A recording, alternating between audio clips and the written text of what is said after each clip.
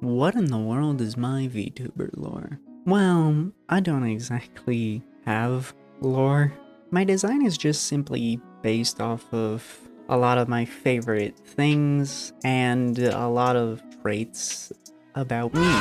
Though, originally, my design was supposed to be somewhat based off of a vampire, hence the pointy teeth, and my skin was supposed to be a lot paler to reflect that, as well as my eyes were supposed to be a lot more menacing and sharp and scary, but come on.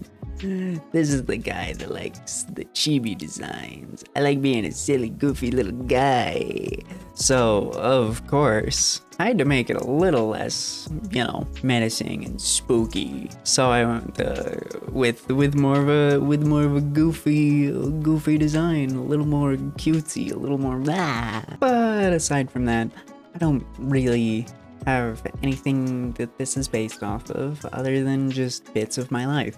For example, the weird scorpion tail that's also cybernetic is because I'm a Scorpio. And why it's all cybernetic and weird, that actually has a tie-in too. It actually has to do with issues.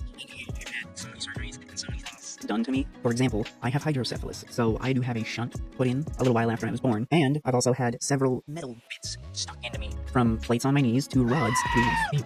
But on the lighter side of things, I got the silly goofy little cat beanie because I freaking love cats. And I just thought, what better than to give myself a sentient little cat beanie. And then my hair has to do with both my favorite colors and several of the different hair colors I've had before. From red being what I wish I could have all the freaking time, to blonde because bleaching my hair so much, I eventually started to really like the blonde. And then purple, which actually is inspired by Amity from the Outhouse and her eventual hair change. I even have some brown roots, but that's not depicted or really a part of the model. I can't actually take the beanie off.